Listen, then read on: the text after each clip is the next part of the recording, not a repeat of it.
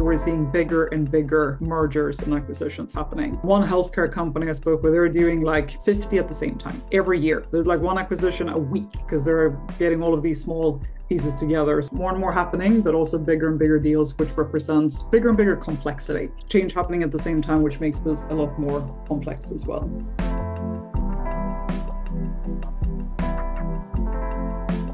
So when we look at traditional change management in an M&A situation, being linear, fairly sequential, and then trying to do this in, say, 5 to 10 integrations at the same time. So that makes this waterfall kind of sequential approach quite difficult. So when we think of a change activation approach and what change activation actually is, the model is what we call the triple A's.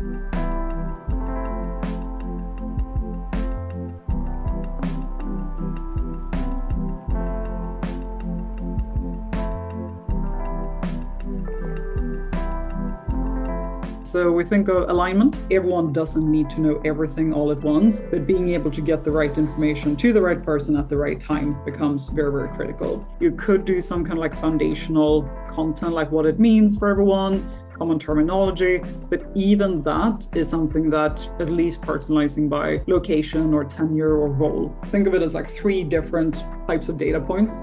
So you have your demographics. Demographics would include, for example, reporting line, say like who reports to Charles. Maybe you want to cover everyone is like 1 or 2 levels below Charles. So that covers your senior leadership. And then highly recommend including legacy company. And for those of you who are doing multiple acquisitions at the same time, having the selection around like which different legacy companies could people be coming from. That ability to target and segment by legacy company becomes very key in how you personalize and how you talk to different audiences. And then combining that, the workflow action. So if you're moving everyone onto SAP, being able to see when are people doing something for the first time, then they need something different from an enablement, integration, alignment point of view than someone who's been in that system. And then combining that also with how people are viewing the integration rates. What are they thinking and feeling around this? So being able to personalize based on tenure, seniority, popular attributes like starting date,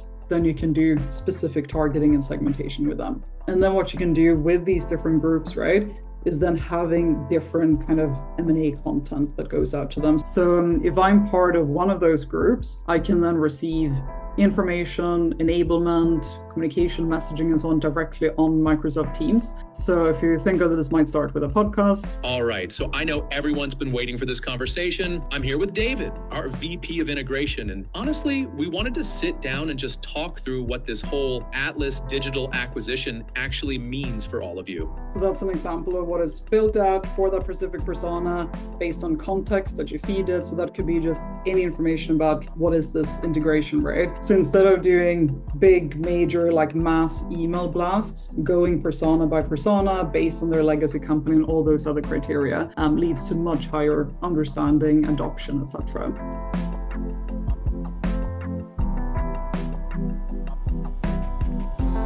Now let's take a look at adoption. Something that we see a lot in M&A, which doesn't tend to work, is when you reinforce through managers. The moment reporting lines change and people start leaving and all of that cascade is lost. What is a much better practice is to trigger it when people have that need. So based on the real-time behavior, you might have an onboarding journey for different roles and different teams. If they haven't done that, then they get automatically nudged, reinforced, etc. So with Tigerhall, people never have to leave Microsoft Teams. If we notice that this is someone that has not taken that action, like reinforcement continues. And this could be one quick check. It could be a 2-minute video, it could be a 3-minute podcast, could just be a reference document alone. So having that embedded based on the workflows is very key. On Tigerhall across the board, we have about 87% engagement. Open it, complete it, consume it. So if you're sending out something to 100 people, you know that at least 9 out of 10 are going to see it and consume it. And that's because it's bite-sized, easy to consume, and it's already where they are at that time when they need it. So being able to tie all your change activation to when they do something in specific workflows is by far the biggest driver of adoption.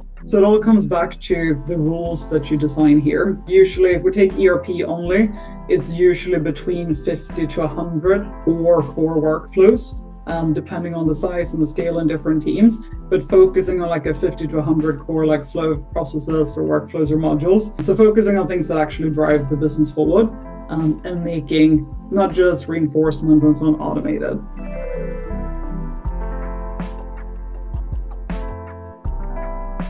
And then coming to adaptation, data is not only an output, data is an input, rolling out to different waves, different groups, different client segments. You learn from all of them to then do it better next time so that you can then better engage and activate them. The system just keeps learning and keeps getting better as it gets to know the audience, including, do people go back to something? Do they watch it twice? Do they stop midway? Do they forward it to a colleague? And then contrasting what we call explicit feedback with implicit feedback. So your explicit feedback might be someone commenting and saying, hey, great acquisition, everything's going super well, love it. But actually they just sped through the podcast, they skipped the video, they're not engaged, right? That's what we would call a fake engaged person. So they want to look like they love it and everything is great and they're engaged, but actually they're not. So being able to look at both of those sides of feedback loops and both of those types of feedback to feedback into then compound over time. So the feedback loop is the first part of collecting that data. And then you have things like change saturation. So being able to see collision points and looking at how overloaded are different people at different times, like this one, for example, where you can then see tracking all the different work streams, all the different initiatives, the different projects that are going on within an M&A, and then seeing who's impacted when. So being able to look at the sentiment, how much overwhelmed there are, saturation in real time, and seeing that flagged allows you to better plan these different waves as well.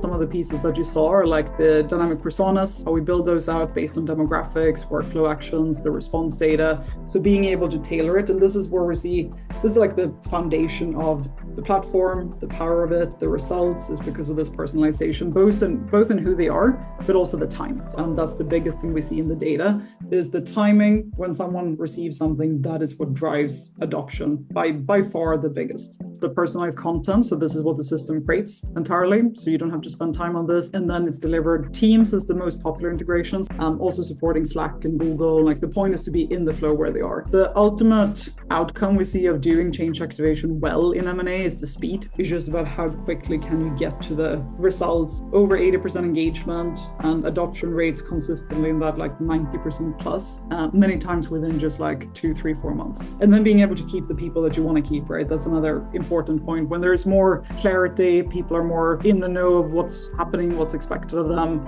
you see fewer people leave.